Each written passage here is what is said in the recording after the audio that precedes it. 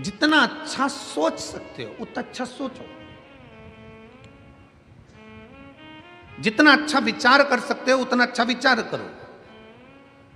परमात्मा ने, मेरे शंकर भगवान ने, मेरे भोलेनाथ जी ने, मेरे शंभू ने, मेरे त्रिकालदर्शी ने, मेरे महाकाल राजा ने, मेरे कुबेरेश्वर महादेव ने कुछ चीजें मनुष्य को फ्री दी है। पहले नंबर पर नींद परमात्मा ने फ्री दी है, इसका कोई पैसा नहीं लगता।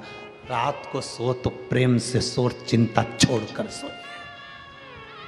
मेरे परमात्मा ने कुछ चीजें फ्री दी है। पहले नंबर पर नींद, दूसरे नंबर पर शांति। मेरे परमात्मा ने नींद अगर दी है और शांति मेरे परमात्मा ने दी है तो फ्री दी है। जिस दिन बन सके उस दिन शंकर की शरण में बैठना, उसका श्री शिवाय नमस्तुभ्यम का स्मरण करना, उस दिन शांति का अनुभव करोगे। आनंद मेरे भोले बाबा ने फ्री दिया है। अकेले भी रहो ना तो मुस्कुराते रहो।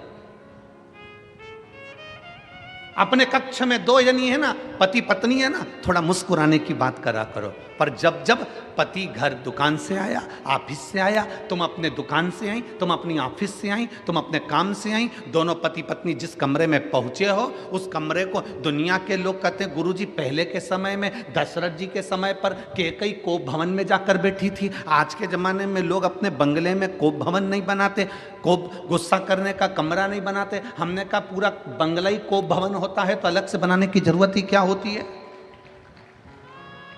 अलग से कोप भवन बनाने की जरूरत क्या है? पूरा कमरा, पूरा महल, पूरा घर कोप भवन बना हुआ है। एक जगह पर सास रूठी बैठी है, दूसरी जगह पर जेठानी रूठी बैठी है, तीसरी जगह पर देवरानी रूठी बैठी है, चौथे कमरे में ननन मुंह फुला के बैठी है, पांचवें कमरे में काम वाली बाई चौकीदार ये मुंह फुलाए बैठे हैं, छठे नंबर पर सब्जी वाला आता है तो मुंह फुला के आता है, सातवें नंबर पर दूध देने वाला आता है तो बेल पे बेल बजाता है, आ रहे हो कि जाऊं, वो भी मुंह फुला कर आता है, और कचरे वाला आता है तो वो भी हारन बजा कर कचरा देना है तो दे, नहीं तो ये पड़ा मैं तो ये जाऊं। हर व्यक्ति मुंह फुला कर आता है। और बात करते हो कि दशरथ जी के समय पर एक कोप भवन था जिसमें कैकेयी बैठी थी। आज के जमाने में पूरा घर कोप भवन है। मेरा निवेदन है शंकर के परिवार को देखना। शंकर जहां रहते हैं, कैलाश पर रहते हैं, शमशान में रहते हैं, पर अपने परिवार के साथ आनंद में रहते हैं। पति पत्नी जिस कमरे में रहें उस कमरे से मोबाइल दूसरी अलमारी में बंद कर कर रख दो, और जितनी देर कमरे में रहो उतनी देर प्रेम से रहो। कौन किसकी सुन रहा है? पत्नी अपना मोबाइल लेके, पति अपना मोबाइल लेके उधर पड़ा, और दोनों को चर्चा करना चाहिए अपने बच्चों की लाइफ क्या बनाना है, अपने बच्चों को क्या कराना है, बच्चे कैसे आगे बढ़ेंगे, बच्चों को सर्दी हो रही है, बच्चों के साथ ऐसा हो रहा है, ऐसा विचार करना चाहिए। देखो अपनी बुआ की तबीयत खराब है, वहाँ चलकर देखना चाहिए। मामा जी का स्वास्थ्य खराब है, एक बार वहाँ चलना चाहिए। देखो दुकान से फुर्सत नहीं मिलेगी, आदमी मरते मर जाएगा पर उसे फुर्सत नहीं मिलेगी। इतनी बड़ी शिव पुराण सिरपुर में हो रही है और तुम दुकान खोल कर बैठे हो। कम से कम एक दिन तो दुकान में से निकालिए और सिरपुर की कथा में चलिए। ये अपने को कहना पड़ेगा। वो अपने मोबाइल में मस्त है, तुम अपने मोबाइल में मस्त हो, और पूरी जिंदगी बस ऐसे ही निकलती चली गई, और आखिरी में तुम भी रोते रहे, वो भी रोते रहे। पत्नी कहती रही ये मुझे टाइम नहीं देते, पति कहता है मैं टाइम दूं, मैं तो खुद समय निकाल के दुकान से जल्दी चले जाता हूं, पर जब जल्दी जाता हूं तब ये चंद्र घंटा और कुसमांडा बन जाती है। मैं तो खुद तकलीफ। कहां गया आनंद? शंकर भगवान ने, ओघड़दानी ने, त्रिकालदर्शी कैलाशी ने, जब भगवान नारायण, भगवान माँ जगतजननी दुर्गा, श्री गणेश जी महाराज, सूर्य नारायण और भगवान शंकर सब बैठे थे। पंचायत लगी थी देवताओं की। शिव पंचायत में सारे देवता बैठे थे, 33 कोटि देवता पंचायत को सुनने बैठे थे। तो पूछा, नारायण ने कहा मेरे पास में ये है, ब्रह्मा कहे मेरे पास में ये है, शंकर भगवान ने कहा मुझे कुछ नहीं चाहिए, मेरे संसार में मृत्यु लोक में जो जन्म लेगा उसको कुछ चीजें फ्री में दे दी जाए। क्या चीज फ्री चाहिए? तो कि वो सोए तो निंद्रा फ्री हो, शांति फ्री हो, आनंद जम के बोलो फ्री हो, आनंद भी फ्री हो, हवा जम के बोलिए फ्री हो, पानी फ्री हो, हवा, पानी, प्रकाश सूर्य का फ्री हो। और शंकर भगवान से पूछा और क्या फ्री चाहिए? शंकर जी कहते हैं मनुष्य की श्वास भी फ्री हो, ये मानव की श्वास भी फ्री हो, इसकी कोई कीमत नहीं। शंकर भगवान से पूछा गया ये सब चीजें तुमने फ्री मांग ली है, पर इनकी कीमत कितनी है तुम्हें मालूम है?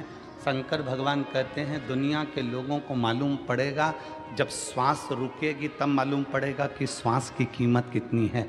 पानी जब खत्म हो जाएगा तब मालूम पड़ेगा कि पानी की कीमत कितनी है। हवा जब रुक जाएगी तब ऑक्सीजन की बोतल लगेगी, तब मालूम पड़ेगा कि हवा की कीमत कितनी है। घर से जब शांति चली जाएगी, बाबाओं के दरवाजे पर जाकर कहोगे थोड़ी शांति दे दो, तब मालूम पड़ेगा शांति की कीमत कितनी है। नींद चली जाएगी, डॉक्टर को दिखाओगे, वो 500 रुपये की गोली देगा एक खा के सोने के लिए, तब मालूम पड़ेगा कि नींद की कीमत कितनी है, हवा की कीमत कितनी है। शांति जब चली गई, शांति की कीमत कितनी है। ये सब चीज की कीमत, आनंद जब चले गया जीवन का, तब मालूम पड़ेगा कि आनंद की कीमत कितनी है। शंकर भगवान ने जो जो मनुष्य को दिया है, फ्री में जो जो चीज दी है, आज के जमाने में ये सब कीमती है, इसको संभाल कर रखना हमारी जवाबदारी है, इसको संजो कर रखना हमारी जवाबदारी।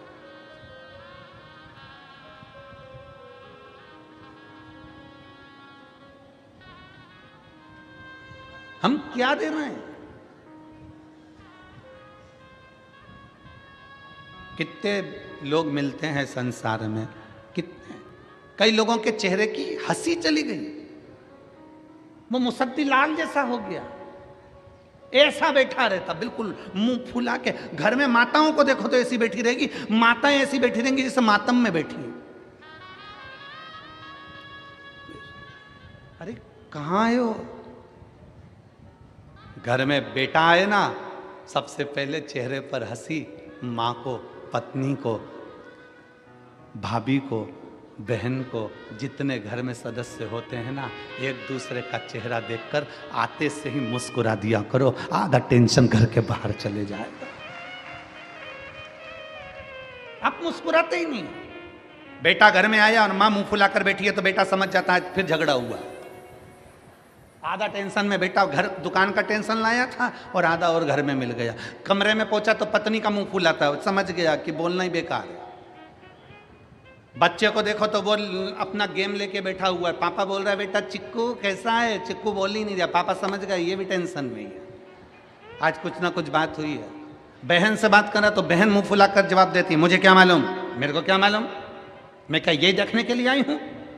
भाई से पूछो तो भाई चिढ़कर जवाब देता है। जरा विचार करिए, जिंदगी का आनंद सारा की सारा समाप्त कर बैठे हो, शून्य पर आकर खड़े हो। बिल्डिंग बढ़ गई, धन बढ़ गया, संपदा बढ़ गई, सत्ता बढ़ गई, वैभव बढ़ गया, अपने देश का, प्रदेश का, राज्य का, सबका विकास हो गया।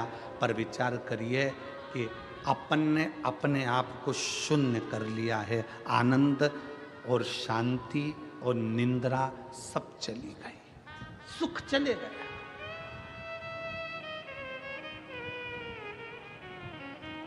शांति चली गई, सुख गया।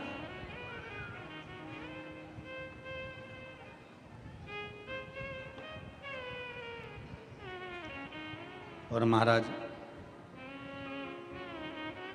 मेरा शिव, मेरा उघड़दानी, जो जो चीजें आपको फ्री में दिया है ना, उसकी कीमत बहुत है, बहुत कीमत है। श्वास की इतनी कीमत है कि डॉक्टर को लोग कैंसर हॉस्पिटल में जाकर देखिए, और कैंसर हॉस्पिटल में जाकर लोग अटैची की अटैची पैसे की दे देते हैं। डॉक्टर साहब मेरे पिता को, मेरी पत्नी को, मेरे पति को, मेरे बेटे को, मेरे परिवार को बचा लीजिए, ये पैसा लगा।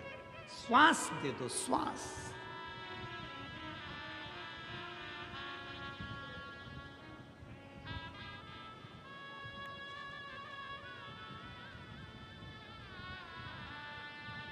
कितना सुंदर नामदेव जी कहते हैं, त्रेता में था प्राण जाए पर, जम के बोलो वचन ना जाए। आज के जमाने में प्राण जाए पर अहंकार,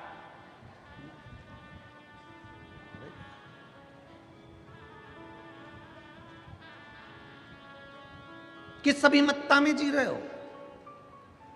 शिव महापुराण की कथा कहती है अभिमान को छोड़कर जियो।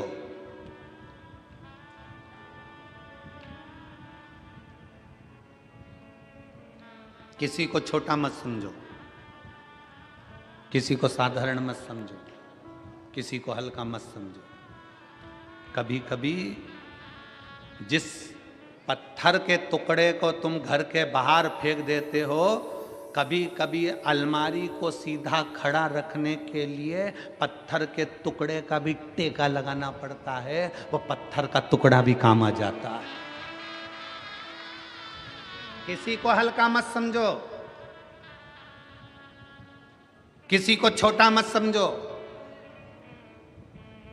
और हल्का समझ रहे हो तो कोरोना महामारी के समय पर देख लो, बड़े बड़े शोरूम, बड़ी बड़ी दुकानें कपड़ों से भरी पड़ी रही, और एक छोटा सा कपड़े का टुकड़ा मास्क करोड़ों की कीमत का हो गया। बड़े बड़े शोरूम में कपड़े भरे की भरे रह गए, बड़े से बड़ी दुकान में कपड़ा पड़ा की पड़ा रह गया, ताले लगे की लगे रह गए, और एक छोटा सा कपड़े का टुकड़ा जिसकी कोई कीमत नहीं थी, वो छोटे सा कपड़े का टुकड़ा भी करोड़ों का बिक गया, करोड़ों का व्यापार कर गया। करोड़ों का व्यापार एक जरा से मास्क ने कर दिया, और वो शोरूम कपड़े के भरे की भरे रह गए। कौन पूछता था वो जरा से मास्क को? कौन जानता था वो इतने से मास्क के कपड़े के टुकड़े को?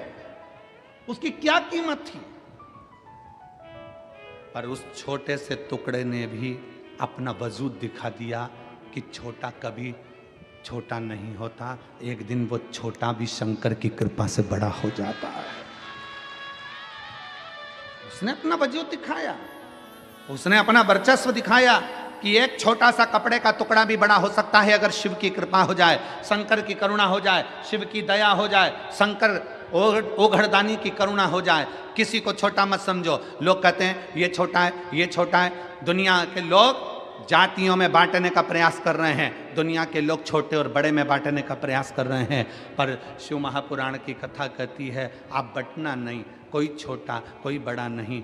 घर के अंदर बहुत विवाद होता है, एक पति का पत्नी ज़्यादा कमाता है, दूसरी पत्नी का पति कम कमाता है। ये मत सोचना कि तुम्हारा पति ज़्यादा कमा रहा है, हो सकता है जो नहीं कमा रहा है ना, उसको शंकर भगवान उसके कारण तुम्हारे पति की भी तनख्वाह ज़्यादा दिलवा रहा है, हो सकता है। परिवार के भरण पोषण के लिए, परिवार के सुख के लिए, परिवार के लिए परमात्मा दे रहा है, किसी के लिए हल्का नहीं। ये ना सोचे कि हमारी माँ कुछ नहीं दे रही, हमारे पिताजी कुछ नहीं कर रहे, हमारा देवर कुछ नहीं करता, हमारा जेठ कुछ नहीं करता, केवल तुम्हारा पति कमा रहा है। ना ना ना, भगवान ने क्यों कृपा कर कर रखी है, क्यों भगवान भरपेट भोजन दे रहा है, क्या पता किसके भाग्य का किसको मिल रहा है। इसलिए कभी ये ना सोचें कि केवल मेरा पति कमा रहा है, घर में जितने सदस्य हैं ना, सबके भाग्य का मेरा भोलेनाथ देते जा रहा है। ये विचार करें, कोई भूखा ना सोए।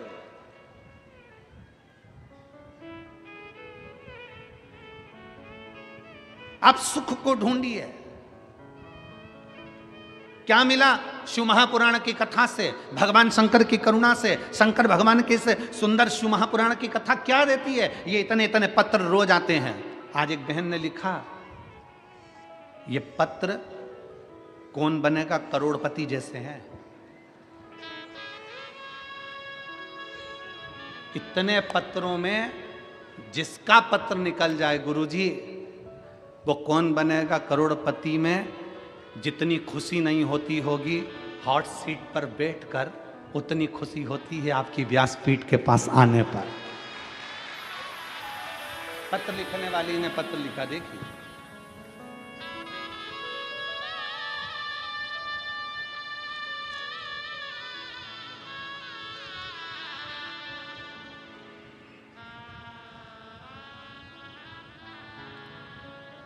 मैं सो जय श्री प्रशांत पाटिल सिरपुर की रहने वाली हूँ।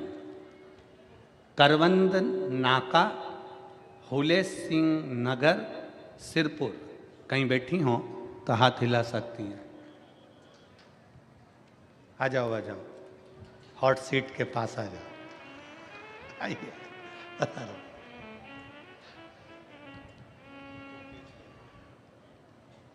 प्रशांत पाटिल सिरपुर की रहने वाली हूँ, करवंद नाका, फूले सिंह नगर, सिरपुर। बाबा, मेरी माँ रोज बोलती थी कि तू कथा सुना कर, पर मैं कथा नहीं सुनती थी। गुरुदेव, मेरी माँ रोज मुझे बोलती कि कथा सुन, कथा सुन। मैं कथा नहीं सुनती, माँ से कह देती सुनती हूँ, पर मैं नहीं सुनती थी। महाराज, जो सत्य है वो इस पत्र में लिख रही हूँ। तभी एक दिन मन में आया कि मेरी माँ रोज कहती है कथा सुन, कथा सुन, और मैं उसको कह देती हूँ सुनती हूँ और सुनती नहीं, एक बार सुनना चाहिए। तब मैंने अपने पति से कहकर टीवी पर कथा देखना प्रारंभ करी। कथा देखना प्रारंभ करी तो पति नाराज हो गए। क्या दिन भर महाराज की कथा सुनती रहती, बंद कर दे टीवी। बड़ी दुखी हो गई। मैंने मेरे पति को हाथ जोड़ प्रणाम कर कर कहा, एक बार तुम भी तो इस महाराज की कथा तो सुनो, ये सियोर वाला महाराज है, एक बार तो सुनो। पति के मेरे को नहीं सुनना। एक दिन मैं कहीं चली गई और पति उसी टाइम पर टीवी चालू कर कर बैठ गए और आपकी कथा सुन रहा था। पति जब कथा सुन रहा था, उस समय पर मालेगांव में आपकी कथा चल रही थी। मैंने अपने पति से कहा चलो अपन कथा में चलते हैं। पति ने मना करा, फिर मैंने जिद करी तो उन्होंने कथा में जाने का विचार करा। कथा में पहुंच गए। पति का मन तो कथा में लग गया और मेरी आंखें लग गई। जी को इस पत्र में सत्य लिखने के लिए एक बार जोरदार ताली बजाओ। बहुत बहुत साधुवाद, बहुत बहुत साधुवाद। पति का मन कथा में लग गया और मेरी आंखें लग गई। मैं सो गई, कथा पूरी हो गई। कथा होते से ही पति ने कहा कि वो सियोर वाला महाराज कह रहा था कि पंडाल में बैठकर जो मांगा जाता है वो बाबा देता है, तू भी मांग कर चली जा। मैंने बाबा से प्रार्थना करी, बाबा मैं क्या मांगू, मेरा रिजेक्ट हुआ, मेडिक्लेम का पास रह गया है, आप बस एक कृपा कर दो। मैं मान जाऊंगी कि आपके पंडाल में ऐसा जादू है कि मेरा काम हो गया, मेरा मेडिक्लेम रह गया है, वो मुझे दिला दो। हम एक दिन की कथा सुनकर अपने घर चले गए। बस घर जाकर थक इतने गए थे भीड़ में कि घर जाकर लेट गए। आंखें लग गई और लगते से ही एक फ़ोन आया और फ़ोन आते से ही खबर करी कि आपका मेडिक्लेम क्लियर हो गया है, आपका मेडिक्लेम क्लियर हो गया। गुरुदेव, आज मैं सत्य वचन कहती हूँ, मेरा मन भले कथा में से हट जाए पर मेरे पति आपकी कथा एक दिन की भी नहीं छोड़ते। मैं भले मन को हटा लूं पर मेरे पति कथा को नहीं छोड़ते। गुरुदेव, आपका पत्र पढ़ना, अब इस लाइन को पढ़िए, आपका पत्र पढ़ना ये तो एक करोड़पति जैसा खेल है। कौन बनेगा करोड़पति?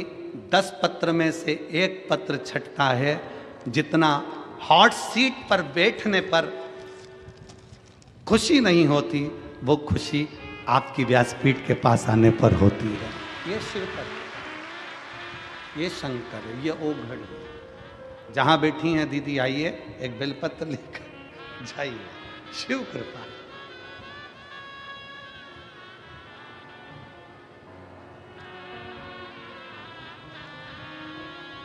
कितना कितना विश्वास। कई लोग तो यहाँ प्रैक्टिकल करने ही आते हैं कि अपन बैठ के तो देखें, एक बार मांग के तो देखें बाबा देता है कि नहीं देता। कई लोग यहाँ प्रैक्टिकल करने आते हैं।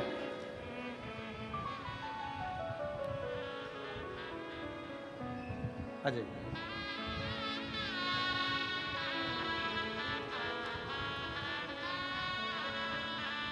वेलकम टू माय व्यासपीठ।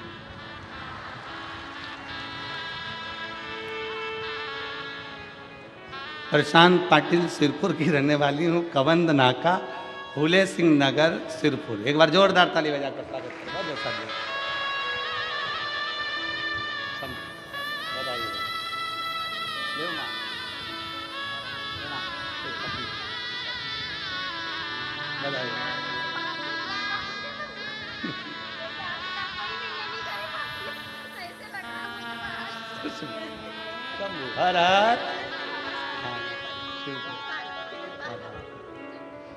शिव तत्व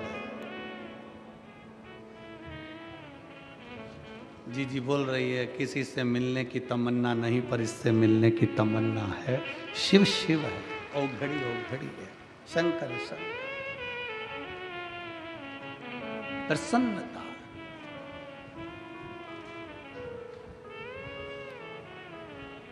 आनंद जीवन का जानना नहीं चाहिए। खुशी, शांति, निंद्रा जाना नहीं चाहिए। प्रसन्नता तुम्हारे चेहरे पर हो। क्या दिया है शिव महापुराण ने? शंकर की कथा ने आपके चेहरे पर प्रसन्नता दी है। एक पत्र और है, जरा ध्यान दो।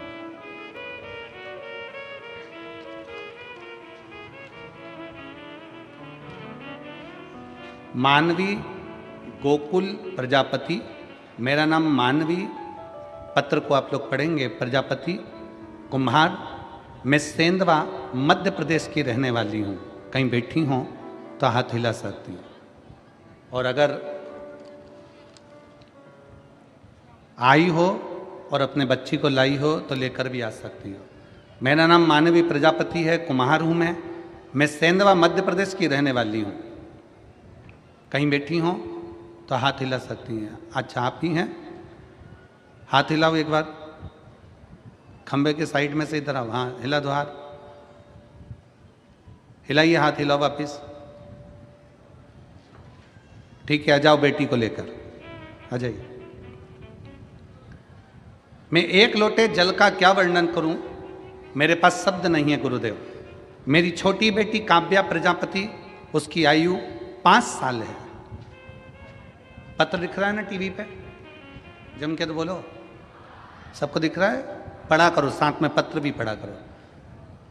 छोटी बेटी काव्या प्रजापति, उसकी आयु 5 साल है। वे न बोल पाती थी न चल पाती थी, बस बिस्तर पर पड़ी रहती थी। हम बड़े परेशान थे, हमने उसको इलाज कराया, हर जगह पर किया, पर कोई फर्क नहीं पड़ा। हम बड़े चिंतित थे, मैं तो बस रोते ही रहती थी। मेरा बड़ा बेटा बिल्कुल अच्छा है, पर बेटी ऐसी क्यों है? मैं रोती रहती थी। हमने उसको इंदौर के बड़े अस्पताल में दिखाया। डॉक्टर कहने लगे कि ये बच्ची ना बोल सकती है ना चल सकती है। इसकी खून की जांच बेंगलोर में भेजी गई। पता चला कि इसको डाउन सिंड्रोम की बीमारी है, जिसके अंतर्गत ये बच्ची न बोल पाएगी, न सही से बैठ पाएगी, न चल पाएगी, न सुन पाएगी। मैं बहुत रोने लगी। किसी ने बताया आस्था चैनल पर सीहोर वाला कोई महाराज आता है, शिव महापुराण की कथा करता है, उसे सुनो। मैं ये से चीज़ों पर विश्वास नहीं करती, पर मैं मेरी बेटी के लिए कथा सुनना शुरू किया। फिर 2022 में सीहोर रुद्राक्ष महोत्सव में गई, वहाँ भीड़ बहुत थी, फिर भी मैं रुद्राक्ष को लिए भीड़ में खड़ी रही। वहाँ रुद्राक्ष लिया, कंकर शंकर की पूजन कही, बाबा को रुद्राक्ष रात को लाई और बाबा को प्रणाम कर कर रुद्राक्ष को तांबे के कलश में गलाती, फिर वही जल शिव जी को चढ़ाती और बेटी को पिलाती। फिर आपकी कथा जलगांव में थी, मेरी बेटी को लेकर आई, 4 दिन की कथा सुनी, धरती को नमन किया, वहीं पर बेटी को सुला देती, मिट्टी उसके शरीर पर लगा देती, बाबा को प्रार्थना करती।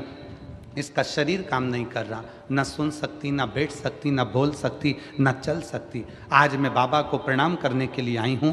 पंडाल का बैठकर कथा सुनने का फल क्या है? आज मेरी बेटी पूरी तरह से स्वस्थ हो गई, बोलने भी लगी, चलने भी लगी, सुनने भी लगी और बाबा की कृपा से स्कूल जाने भी लगी। मैं बाबा को प्रणाम करने आई हूँ, जिसका फोटो मैंने आगे लगाया है और बेटी भी आई हुई है, फोटो लगाया है। फोटो देख सकते हैं पंडाल में, एलईडी पर आप लोग इस बच्ची का फोटो भी देख सकते हैं। ना चल सकती थी, कमर से काम नहीं करती थी, कमर से पूरे पलंग पर पड़ी रहना, ना पैर ना हाथ, ना सुनना ना बोलना, बस पड़े। हम तो बाबा के भरोसे चलते हैं, हम तो बाबा के भरोसे चलते हैं। ये दुनिया वाले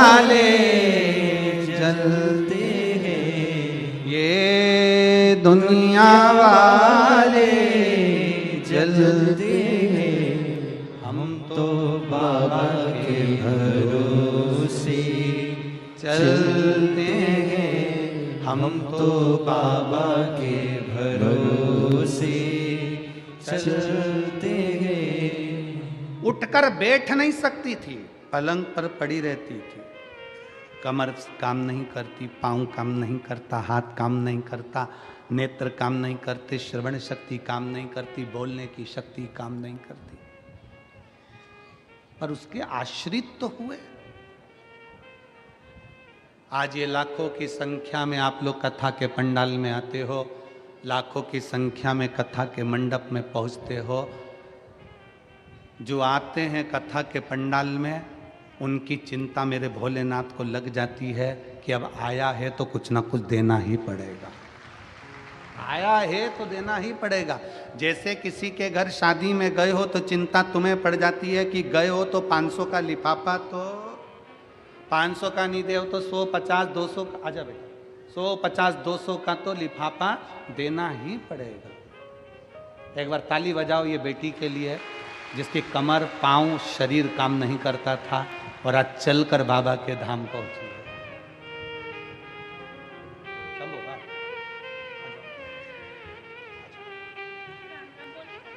राम राम बोलो, बोलो राम राम, राम राम बोलो, राम राम, शंभो, श्री राम, श्री शिवाय नमस्तुभ्याम, श्री शिवाय। रोते नहीं बेटा, रोना नहीं, अब तो बाबा ने अच्छा करा ना इसको, ले रोते नहीं, बिल्कुल चुप होकर श्री राम ले, जय श्री राम। रोना नहीं, आंसू पोंछ के जाओ, खुश होकर जाओ। तो चलने लगी, धीरे धीरे और शरीर काम करेगा, ठीक है बाबा, अच्छा शंभू श्री श्री।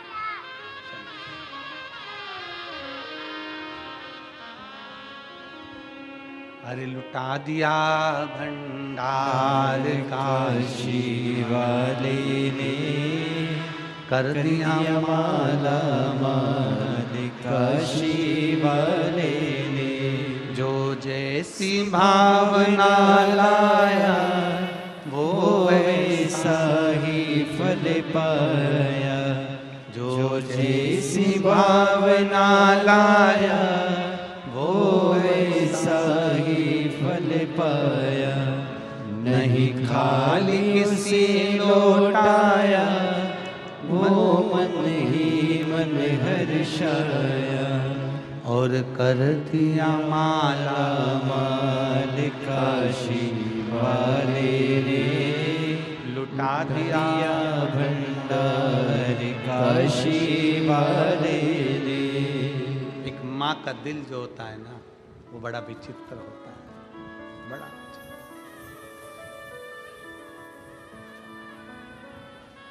नंदुरबार में जब हम कथा करने गए थे ना, नांदगांव में कथा करने गए, तो एक लड़के ने पूछा था, गुरुजी प्रेम अंधा होता है क्या? हमने कहा हाँ, प्रेम अंधा होता है। एक माँ के गर्भ में जब बच्चा आता है ना, माँ उसको बिना देखे प्रेम करने लगती है, इसलिए प्रेम अंधा होता है। एक माँ का दिल क्या होता है ना, जिसकी बेटी पलंग पर केवल पड़ी रहे, ना शरीर काम करे, ना हाथ पैर काम करे, ना बोल सके, ना देख सके, ना सुन सके, उस माँ की दशा का अंदाज़ा लगाइएगा कि उसकी बेटी अगर थोड़ी बहुत भी चलने लगे और थोड़ा बहुत बोलने लगे और सुनने लगे ना, तो उस माँ से पूछना कि ज़िंदगी की सबसे बड़ी खुशी उस माँ को मिल जाती है। उस माँ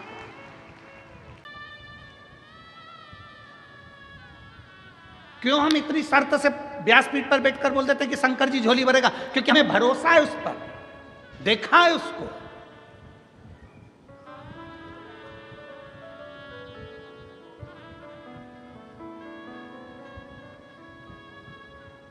उसको जाना है शिव को, उसका रस तत्व, उसकी भक्ति क्या करती है।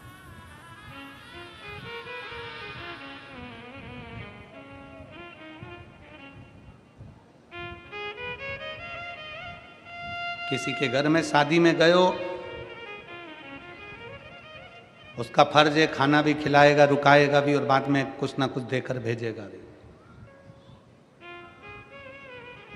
फर्ज उसका है, वो देकर भेजेगा। आप उसकी कथा में आए हो, आप सीहोर वाले महाराज की कथा में नहीं आए हो। कथा किसकी चल रही है? किसकी? जम के बोलो, देवाधिदेव महादेव। सीहोर वाले महाराज की कथा चल रही है क्या कि पंडित प्रदीप मिश्रा ऐसे वैसे यूं, तो उसकी कथा चल रही? कथा किसकी? शंकर की चल रही है। आप शिव की कथा में आए हो।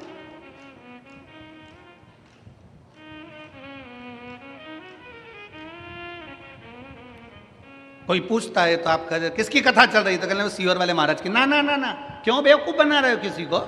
सीहोर वाले महाराज की चल रही है, फालतू की बात है। कथा किसकी चल रही है? कोई पूछे तो शान से कहना मेरे बाप देवाधिदेव महादेव की चल रही है।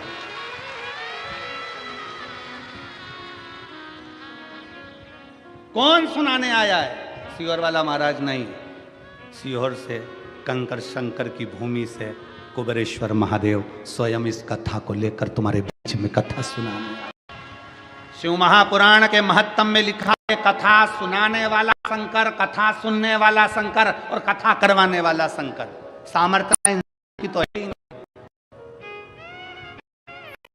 भागवत कथा होती तो मनुष्य करा सकता था, राम कथा होती तो मनुष्य करा सकता था, सारी पुराणे मनुष्य करा सकता है, पर शिव महापुराण की कथा मनुष्य नहीं, शंकर स्वयं जजमान बने हैं। ईश्वर जी और गोरा जी, शंकर स्वयं तुम रुकेश्वर महादेव बनकर कथा को बांच रहे हैं। शंकर स्वयं कथा की व्यवस्था कर रहे हैं।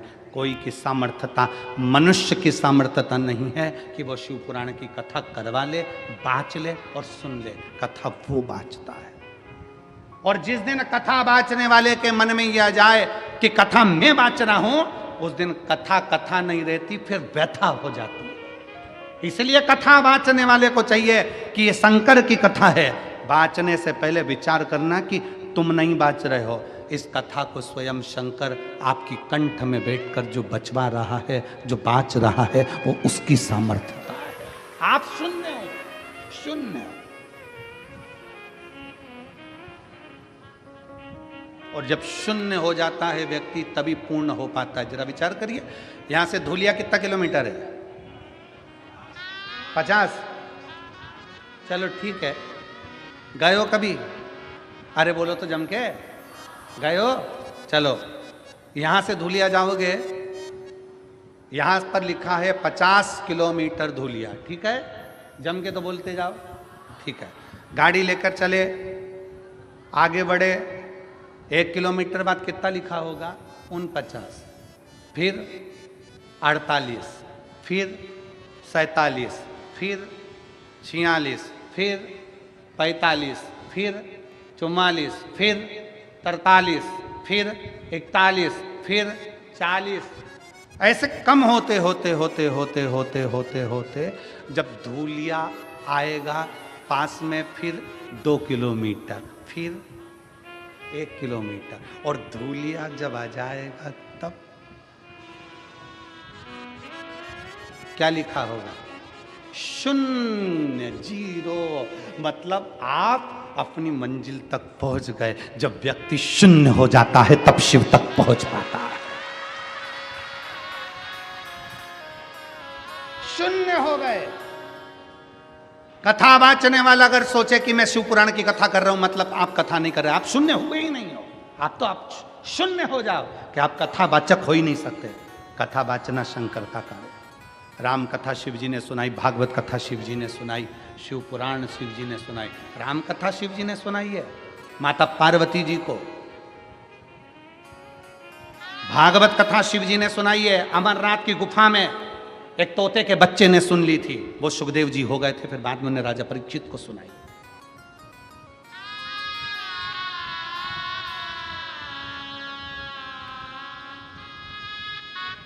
शून्य कहा जाए, ये सब शंकर का है, सब शंकर।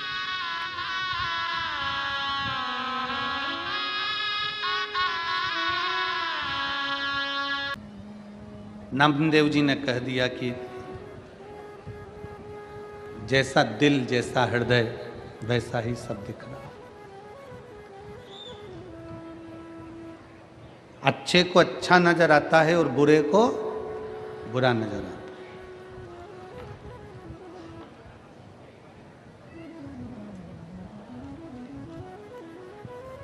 आप क्या देख रहे हो, कैसे देख रहे हो, यह आपके ऊपर निर्भर करता है। दो चीजें हैं, एक हैसियत, दूसरी इंसानियत। क्या क्या चीज है, जम के बोलो। पहले नंबर पर क्या है, हैसियत, और दूसरे नंबर पर इंसानियत। हैसियत देखकर दुनिया तुम्हारी हो सकती है, हैसियत देखकर दुनिया के लोग तुम्हारे होंगे, और इंसानियत देखकर मेरा देव अधिदेव महादेव तुम्हारा होगा। शंकर भगवान तुम्हारी हैसियत नहीं देखते कि तुम्हारे पास में कितना दौलत है, कितना धन है, कितना वैभव है, कितना संपदा भरी पड़ी है, कितनी दौलत भरी पड़ी है, कितनी संपदा है तुम्हारे पास, कितनी पूंजी है तुम्हारे पास, कितना वैभव है तुम्हारे पास।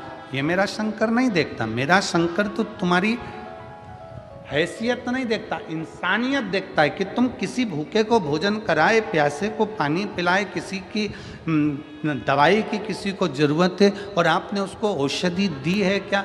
कोई वृद्ध है, गिर पड़ा है, उसको उठाया है क्या? किसी की तकलीफ में तुमने आंसू बहाया है क्या? किसी की मुस्कुराहट को देखकर तुम मुस्कुराए हो क्या? ये इंसानियत शिव देखता। शिव हैसियत नहीं देखेगा। तुम्हारे पास करोड़ों का धन है, करोड़ों की पूंजी है, शंकर भगवान को क्या करना है तुम्हारी पूंजी से?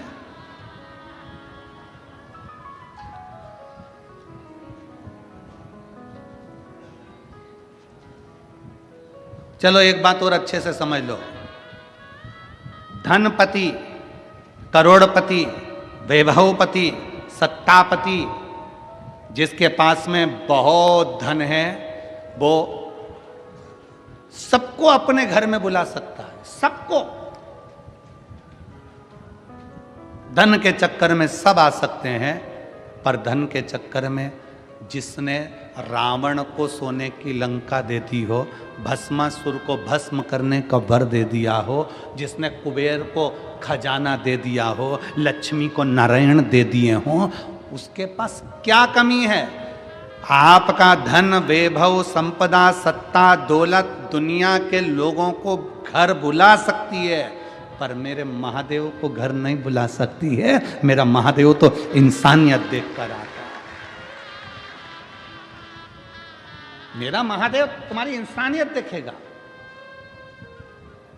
हैसियत नहीं।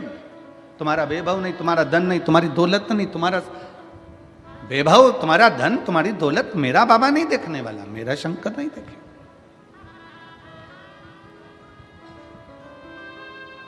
उसको केवल तुम्हारा निर्मल मन सो मोहि पावा, मोहि छल छिद्र कपट ना। मेरे बाबा को तुम्हारे हृदय से मतलब है। तुम क्या भाव, तुम्हारे पास कितनी दौलत है, कितना धन है, कितना वैभव है, उससे मतलब नहीं। नामदेव जी महाराज ने कहा कि तुम पूछ रहे हो क्या ईश्वर दिखता है? नामदेव जी ने एक लोटा जल मंगवाया और एक कटोरी में नमक मंगवाया। उस व्यक्ति ने, जिसने पूछा था नामदेव जी महाराज से, उस व्यक्ति से कहा लोटे में नमक डाल दे।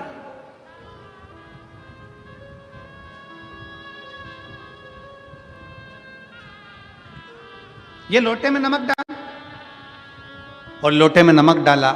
नामदेव जी ने उसको हिला दिया, घुमा दिया, नमक पानी में घुल गया। अब नामदेव जी महाराज बोले, ले इस लोटे में जो पानी है उसमें नमक दिख रहा है क्या? जम के बोलो जरा। नहीं दिख रहा। अब नामदेव जी से उस व्यक्ति ने कहा इसमें नमक नहीं दिख रहा, इसमें नमक नजर नहीं आ रहा। नामदेव जी बोले अब एक काम कर, इसको अब थोड़ा सा हाथ में लेके चख, नमक का स्वाद आएगा कि नहीं आएगा? जम के बोलो जरा। आएगा ना। जैसे ही चखा, नमक का स्वाद आ गया। नमक पानी में दिख नहीं रहा, पर नमक का स्वाद आ रहा है। उसी तरह परमात्मा कण कण में समाया है, वो दिखता नहीं है पर हमें महसूस होता चले जाता है, हमें महसूस होता।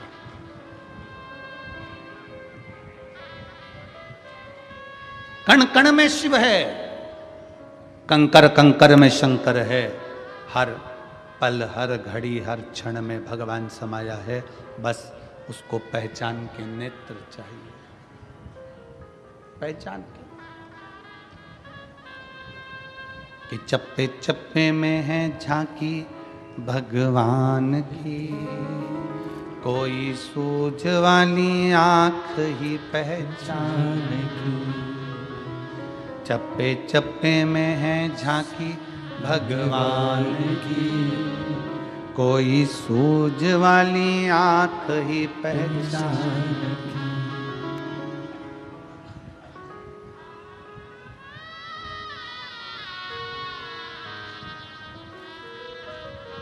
नामदेव जी रोटी बनाते हैं, टिक्कड़ बनाते हैं, और वो कुत्ता उस टिक्कड़ को लेकर चले जाता है, टिक्कड़ कुत्ता ले जाता है, और नामदेव जी उसके पास घी का कटोरा लेकर दौड़ते पड़ते हैं। पहचान गए, जान गए नामदेव जी।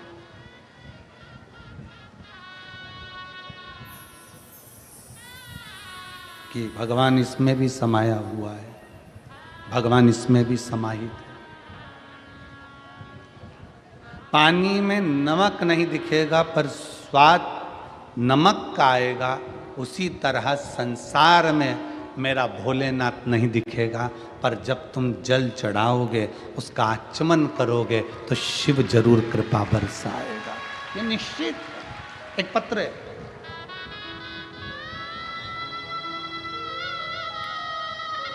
मैं ममता दिनेश सिंह सिसोदिया राजपूत, मेरा मोबाइल नंबर ये है।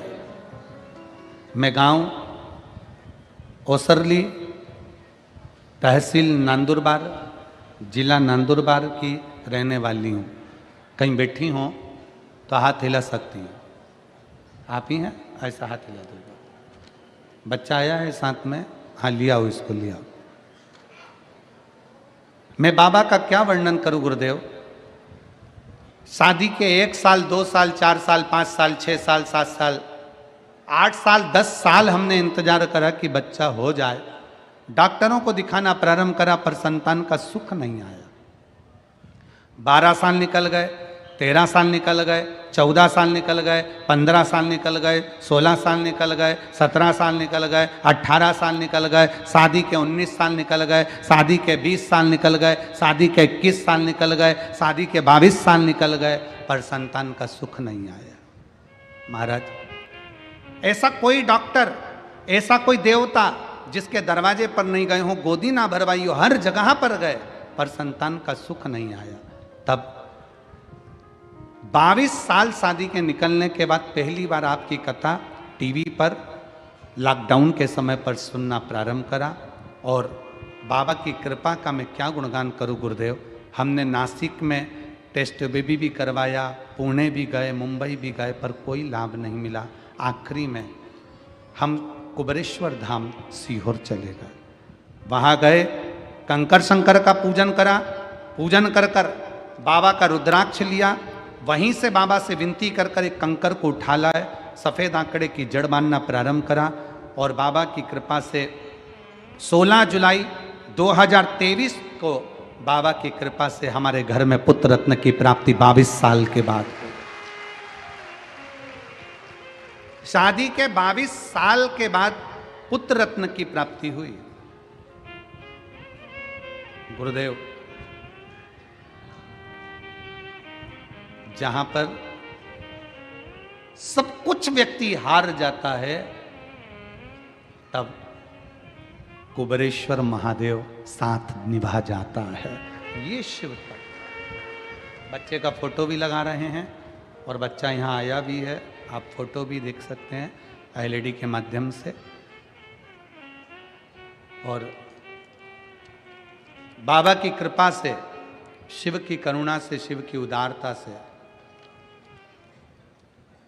16 जुलाई 2023 के दिन बाबा की ऐसी कृपा हुई गुरुदेव। उन्होंने एक लाइन अच्छी लिखी है कि गुरुजी, कुबरेश्वर धाम का कंकर जिसकी पूजन, और एक उन्होंने लिखा कि हम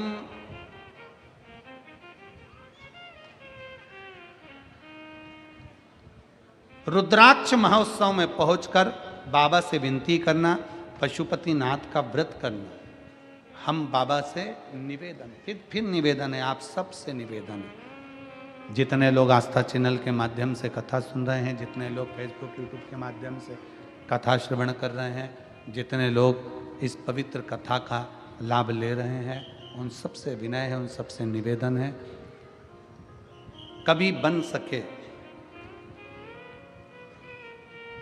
और सीहोर में रुद्राक्ष महोत्सव हो, अब की बार तो शायद फरवरी के महीने में आएगा, प्रयास करो 7 दिन अपनी कामना लेकर अपनी अड़ोसन पड़ोसन धड़ोसन के साथ बाबा के उस धाम में, कंकर शंकर की धरा पर, बाबा के उस भूमि पर रहकर कथा का लाभ पड़े रहो उसके दरवाजे पर, उसकी चौखट पर। एक पत्र और है, उसमें उसने लिखा,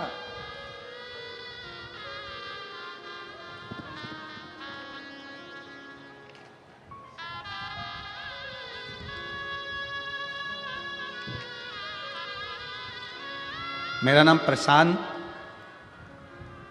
रोहित दास Shinde, plot number 25, Gajanan Maharaj colony, तहसील सिरपुर। मेरा मोबाइल नंबर ये है, कहीं बैठे हों तो हाथ हिला सकते हैं, अगर कहीं बैठे हों तो अपना हाथ हिला सकते हैं। मेरा नाम प्रशांत रोहित दास Shinde, plot number 25, Gajanan Maharaj colony, तहसील सिरपुर। मेरा मोबाइल नंबर ये है, कहीं बैठे हैं, आप ही हैं, ऐसा हाथ हिला दो एक बार, वापिस हाथ हिलाओ, ठीक है, नजर आ गया। आ जाइए, एक बेलपत्र ले जाइए, आ जाइए।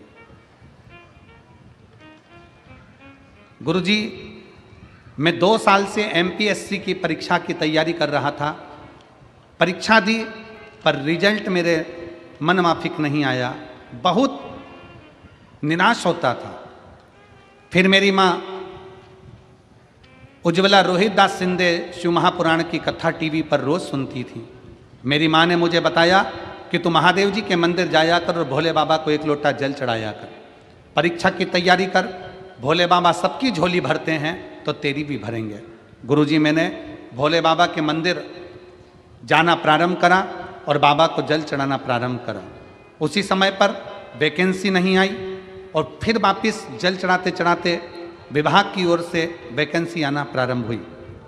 तब मैंने 2023 में एग्ज़ाम दिया और एग्ज़ाम तो दिया पर भोले के आश्रित होकर दिया। गुरुदेव बाबा की कृपा से हम कुबरेश्वर धाम गए, कुबेर भंडारी की उस पवित्र भूमि पर रुद्राक्ष महोत्सव का दर्शन कर, बाबा को विनय कर, अपनी झोली पसार कर कंकर शंकर की पूजन कर कर आ गए।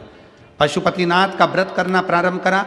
भले मैं पुरुष, पर मैंने पशुपतिनाथ का व्रत किया और ऐसी कृपा मेरे भोलेनाथ ने करी गुरुदेव कि बाबा की कृपा से आज मैं सरकारी आरोग्य विभाग महाराष्ट्र शासन में नौकरी कर रहा हूँ, मेरा सिलेक्शन हो गया। गुरुदेव, मैं एक बात और बताना चाहता हूँ कि मेरे कुबेर भंडारी ने रुद्राक्ष महोत्सव में मुझे क्या दिया है।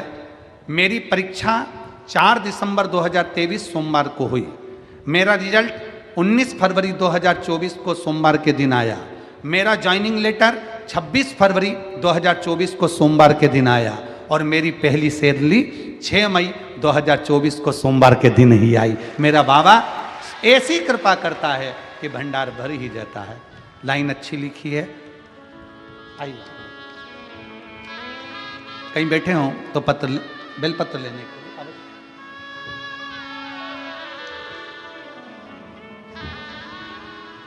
ममता दिनेश सिंह सिसोदिया राजपूत, 22 साल के बाद औलाद हुई, संतान हुई। एक बार जोरदार ताली बजाकर स्वागत करें। शंभू प्रमुख नाम का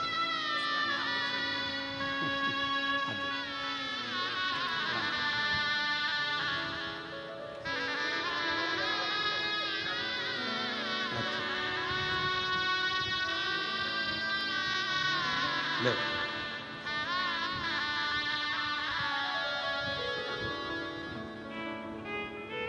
जोरदार ताली बजाएं। 22 वर्ष के बाद देवादिदेव महादेव कृपा करें हैं, शिव तत्व की प्राप्ति शंकर का निवास। मौका लगे पहुंचो रुद्राक्ष महोत्सव की उस पवित्र आनंद में, बाबा के धाम में पहुंचकर अपना आसन लगाकर अपना, और फिर निवेदन है, अभी ठंड बहुत पड़ रही है, जो लोग मेरठ की कथा है और 24 तारीख से 30 दिसंबर तक लखनऊ में कथा है। लखनऊ की कथा का समय दोपहर में 2 बजे से 5 बजे तक रहेगा। तो लखनऊ में जो कथा है 24 दिसंबर से 30 दिसंबर तक सबसे निवेदन है, और मेरठ में जो कथा है 15 से 21 दिसंबर तक, अपने साथ में ओढ़ने का थोड़ा मोटा साधन कम्बल लेकर आना। बिछाने का भी साधन लाओ, ओढ़ने का भी साधन लाओ, अपना ध्यान रख कर आओ, ठंड का समय है इसलिए। और कम्बल भी लेके आना तो थोड़ा लंबा लेके आना, रात भर सोचने में निकल जाता है कहाँ से ओढ़ूं, तो थोड़ा विचार कर लाइएगा। शिव कृपा करती है। बाबा की कथा वर्णन करती है शंकर की उपासना। जल के पात्र में नमक डाल दिया गया और नामदेव जी कहते हैं क्या इसमें नमक दिखता है? नहीं। जब नमक नहीं दिखता, केवल स्वाद आता है, उसी तरह मेरा भोलेनाथ नहीं दिखता, केवल उसका भाव प्रकट हो जाता है, वो करुणा कर जाता है। उसका चढ़ाया गया जल सारी समस्या का हल, एक लोटा कृपा करता है। और कितनी कृपा करता है, दया कितनी करता है मेरा शंकर, देखिएगा। दक्ष प्रजापति की सभा लगी है, सभा में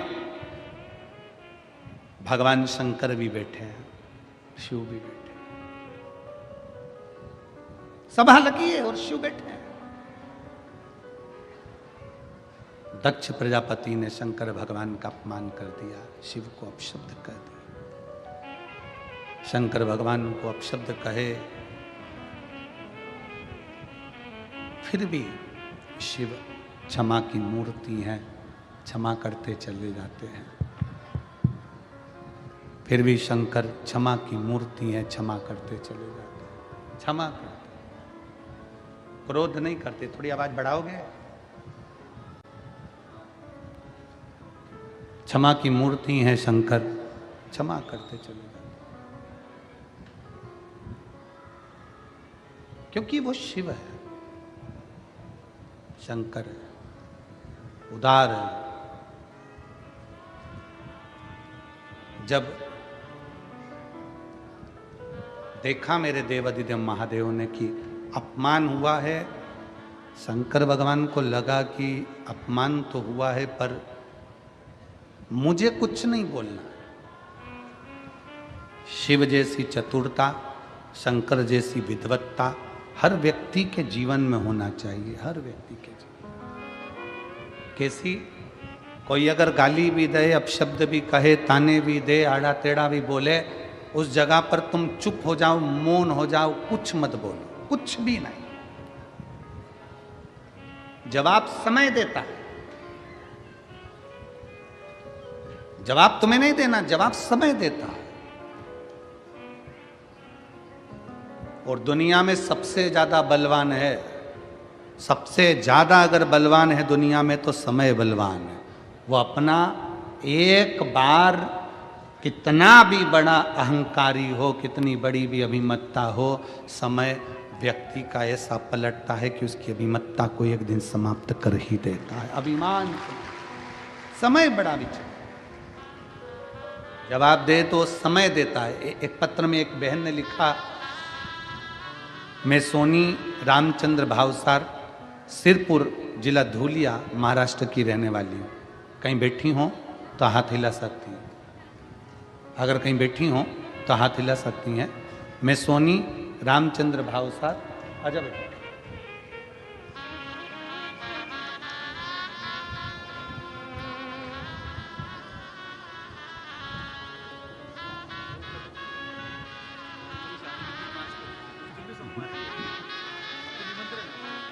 प्रशांत रोहित दास Shinde, plot number 25, Gajanan Maharaj colony, तहसील सिरपुर, जिनका जॉब आरोग्य विभाग महाराष्ट्र शासन में सोमवार के दिन 4 दिसंबर को लगा और रिजल्ट भी 4 सोमवार के दिन और ज्वाइनिंग भी सोमवार के दिन और सैलरी भी सोमवार को और इनकी शादी भी सोमवार को। जय हो।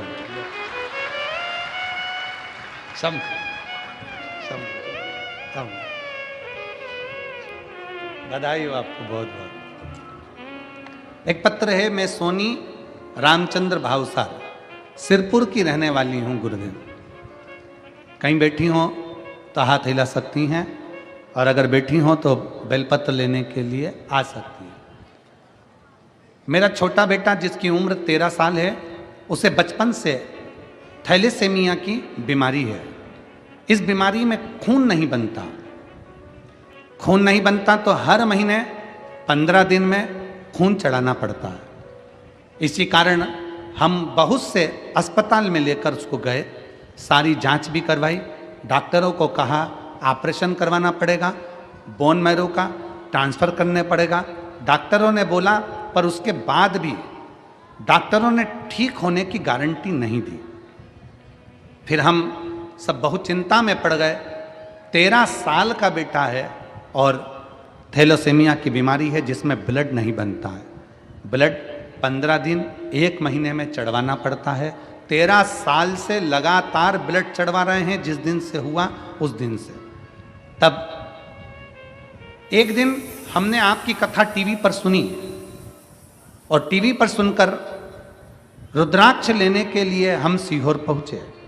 मेरे पति सीहोर गए, रुद्राक्ष महोत्सव में पहुंचे। उस भूमि को नमन कर कर, बाबा को प्रणाम कर कर, बाबा का रुद्राक्ष महोत्सव पूर्ण करा, कंकर शंकर पूजन करी और रुद्राक्ष के शिवलिंग का दर्शन कर बाबा से विनय कर कर आ गए।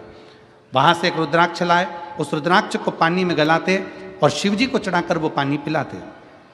गुरुदेव, बाबा का मैं क्या गुणगान करूं गुरुदेव। रोज मैं रुद्राक्ष को गलाकर पानी पिलाती और बाबा से प्रार्थना करती गुरुदेव कि इनका ब्लड बनना चालू हो जाए। 3 महीने मेरे बेटे के शरीर में खून बनना, केवल 3 महीने निकले गुरुदेव, और बाबा की कृपा से 3 महीने के अंदर मेरे बेटे के शरीर में खून बनना प्रारंभ हो गया।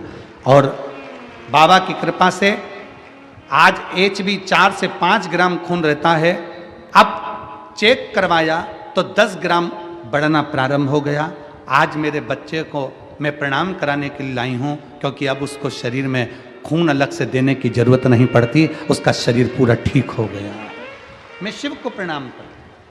कहीं बैठे हों और बच्चा अगर साथ में आया हो तो लेकर आ सकते हैं। सिरपुर धुलिया, मैं सोनी रामचंद्र भावसार, सिरपुर जिला धुलिया, महाराष्ट्र की रहने वाली हूँ। शिव तत्व की प्राप्ति कैसी है? और ये वो बीमारी है थैलेसीमिया की जिसके अंतर्गत रक्त बनता ही नहीं है, अलग से देना ही पड़ता है, रक्त चढ़वाना ही पड़ता है। 15 दिन में, 1 महीने में रक्त बार बार चढ़वाया जाता है, फिर चढ़वाया। 13 साल लगातार, जिसको 13 वर्ष निकल गए हों। आ जाओ।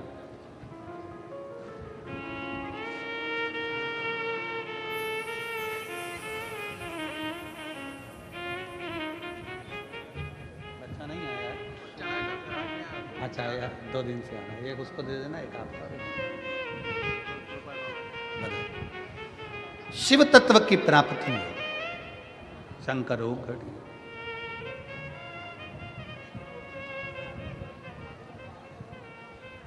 सती माता ने भगवान शंकर से कहा कि आपका अपमान मेरे पिता ने किया है, आप कुछ बोले नहीं, आप कुछ कहे नहीं।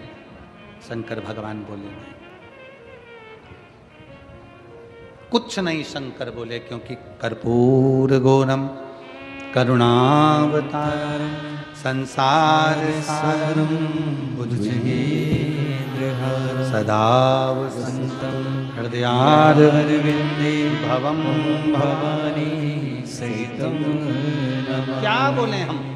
शंकर भगवान कहते हैं कि समय का इंतजार करो, जवाब समय पर मिलेगा और दक्ष प्रजापति को भोगना पड़ेगा। समय का थोड़ा इंतजार करिए, थोड़ा रुको, रुके। आखिरी में दक्ष प्रजापति ने एक सती माता के पिता ने यज्ञ की रचना करी और सबको बुलाया, पर शिव को आमंत्रित नहीं करा, शंकर भगवान को नहीं बुलाया, बाबा देवादिदेव महादेव को नहीं बुलाया, निमंत्रण ही नहीं पहुंचाया। जब निमंत्रण नहीं पहुंचा शंकर के पास में, निमंत्रण जाता नहीं, सती माता बेचैन होती है, माता सती को बेचैनी होती है। सब जा रहे हैं और हम नहीं।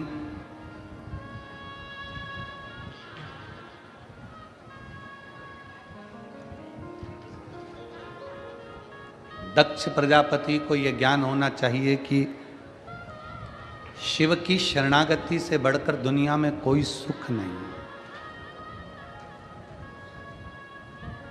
हम आपसे पूछें, सिरपुर की इस पवित्र कथा में जितने शिव भक्त बैठे हैं, आपने भी अपनी जिंदगी में सब जगह धक्के खाए होंगे, पर आखिरी में अगर आप शंकर की शरण में आए हो तो ईमानदारी से बोलना, शंकर ने आपको संभाला कि नहीं संभाला? शिव ने आपका हाथ पकड़ा। यहां पर एक बेटी बैठी है जिसके पिता चले गए एक्सीडेंट के अंतर्गत, माँ का पांव टूट गया, विकलांग हो गई, और बेटी आंख में आंसू भर भर कर रोती और माँ से विनती करती, अब कैसे घर चलेगा। ये एक पत्र है।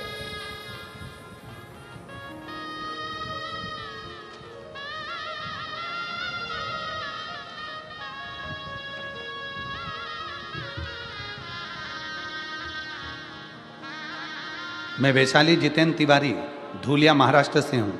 कहीं बैठी हूँ तो हाथ हिला सकती हैं। मैं वैशाली जितेंद्र तिवारी धूलिया महाराष्ट्र से एक लोटे जल का वर्णन करना चाहती हूँ। एक दुर्घटना में मेरे पति का देहांत हो गया और मैं भी एक पैर से विकलांग हो गई। मेरी दो बेटियाँ हैं, उन्हें मैंने मेहनत करके बड़ा किया। मेरी बेटी कुमारी प्रियंका जितेंद्र तिवारी कहती है, माँ क्या भगवान साथ देता है? पिता चले गए, पांव टूट गया आपका, मैं इतनी मेहनत कर रही हूं पर कहीं नौकरी नहीं लगती मेरी, अंदर से टूट गए।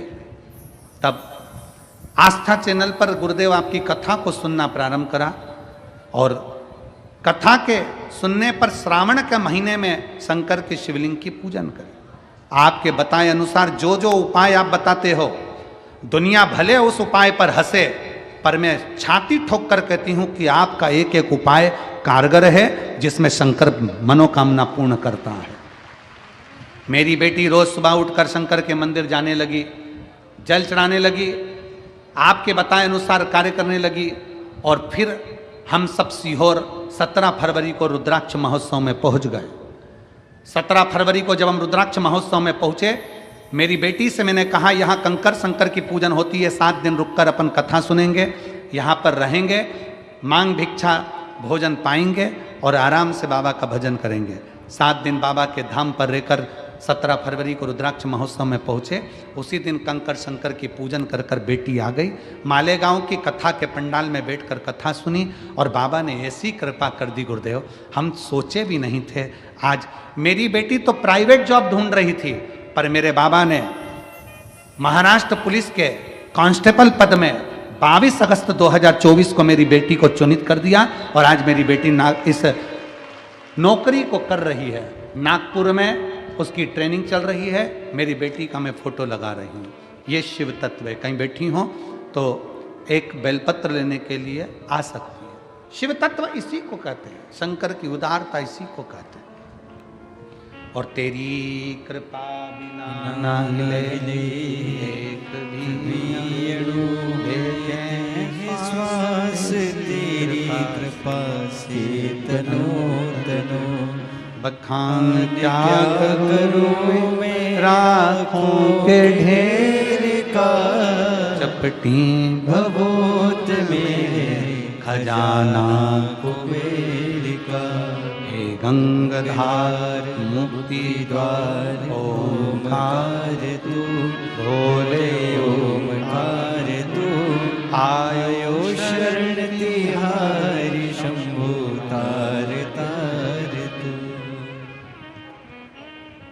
जिस विश्वास के साथ, जिस भरोसे के साथ अपन भगवान शंकर की कथा का रसतत्व ग्रहण करते हैं, सुनते हैं, श्रवण करते हैं, बाबा उस रसतत्व का फल देता जरूर है। बस आपका विश्वास कितना पक्का है, आपका भरोसा कितना पक्का है, ये आपके ऊपर निर्भर करता है। ये आपके ऊपर निर्भर करता है।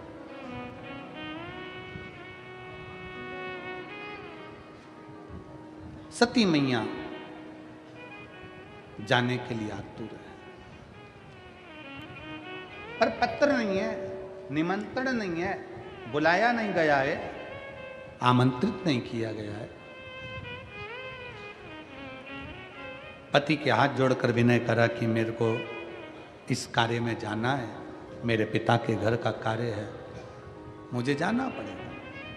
पिता ने मना, पति ने, भगवान शंकर ने मना किया कि मत जाओ, पर सती नहीं मानी, क्योंकि देवऋषि नारद उनको बार बार बता रहे थे कि आपको जाना चाहिए, तो सती मानती नहीं और आखिरी में यज्ञ में चली जाती।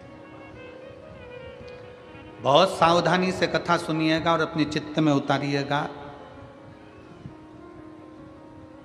अभी कथा में कहा था कि दुनिया हैसियत देखती है और मेरे महादेव, जम के बोलो, इंसानियत देखते हैं। शिव जी तुम्हारी हैसियत नहीं देखेंगे। भगवान शंकर ने माता सती से कह दिया तुम्हारे पिता के घर में दुनिया का वैभव हो, दुनिया की सत्ता हो, दुनिया की दौलत हो, दुनिया का धन हो, उनके हैसियत से हमें मतलब नहीं है। हमें ये देखना है कि उनके अंतर्गत इंसानियत है कि नहीं है। और आपसे भी निवेदन है, किसी के यहाँ जाना तो उसकी हैसियत देखकर मत जाना, अगर किसी के यहाँ जाना तो उसकी इंसानियत देखकर जाना। कितनी नम्रता है, कितनी सहजता है, कितनी सरलता है, आदर का भाव है कि नहीं, सत्कार का भाव है कि नहीं, ये देख कर जाओ। नहीं तो पहचान तो कर सकते हो।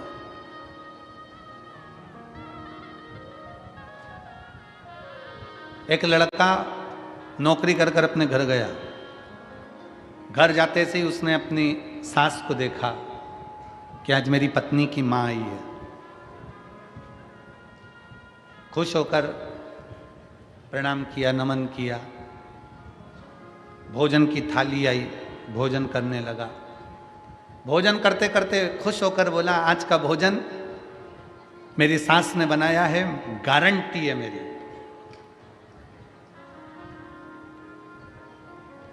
आज का भोजन मेरी सास ने बनाया, ये गारंटी है मेरी।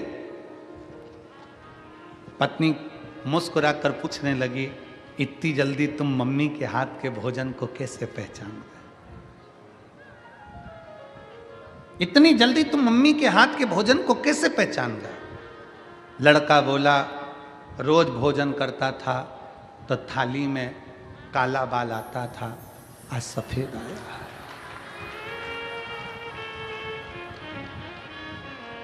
आज थाली में सफेद बाल आया है, उससे पहचान में आ गया कि भोजन मम्मी ने बनाया, सास आई है उसने बनाया।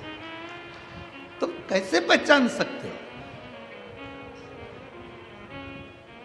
सती मैया कहती हैं कि तुम मेरे पिता को कैसे जान सकते हो? मुझे जाना चाहिए अपने पिता के घर में, मुझे जाना चाहिए अपने पिता के घर में, ये मेरा फर्ज है, मैं जाऊं अपने पिता के घर, ये मुझे जाना चाहिए। नहीं नहीं, आप मेरे पिता को कैसे जान सकते हो? क्योंकि तुम्हारे पिता भरी सभा में अपनी हैसियत दिखाते हैं कि मैं दक्ष प्रजापति हूं, मैं दक्ष प्रजापति हूं, ये हैसियत दिखाते हैं। इतने बड़े पद पर बैठने के बाद व्यक्ति को हैसियत नहीं, जितने ऊंचे ऊंचे पद पर बैठते चले जाओ उतना हैसियत नहीं, इंसानियत दिखाने का प्रयास करा करो कि हमारे भीतर भी कोई दिल बसता है।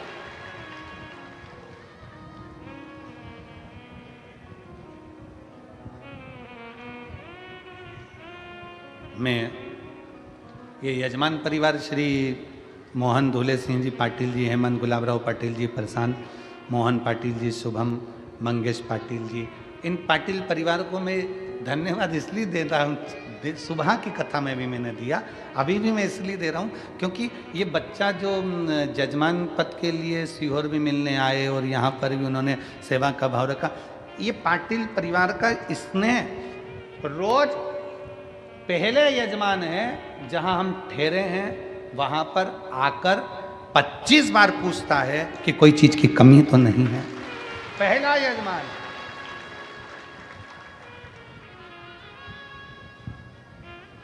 मैं साधुता देता हूं ऐसे यजमान परिवार को, 25 बार आकर पूछेगा, आशीष भैया कोई सामान, पंडित जी कोई सामान, भैया जी कोई सामान, हमारे कोई भी कमी हो बता, कोई भी कमी।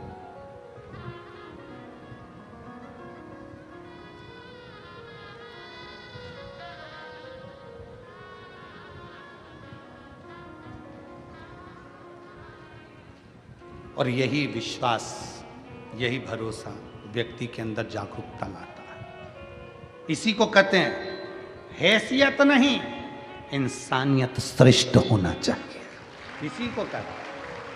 अगर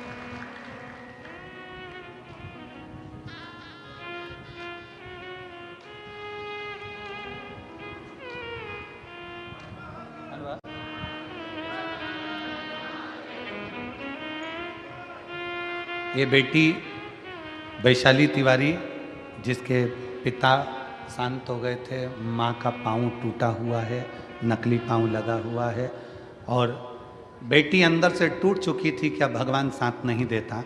प्राइवेट जॉब ढूंढ रही थी, भोलेनाथ जी ने आज महाराष्ट्र पुलिस में उसका जॉब लगा दिया। उसके लिए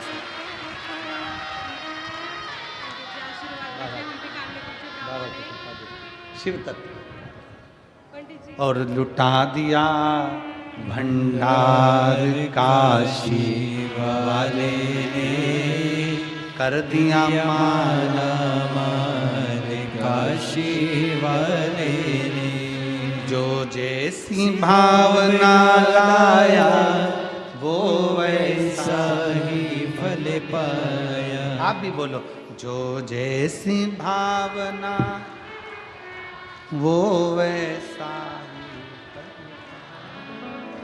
नहीं, खाली किसे लौटाया वो मन ही मन हर्षाया, और कर दिया माला माल काशी वाले ने, लुटा दिया भंडार काशी वाले ने। आप जिस कामना से, जिस भाव से, जिस हृदय से शिव को भजते हो, शिव मिलता है।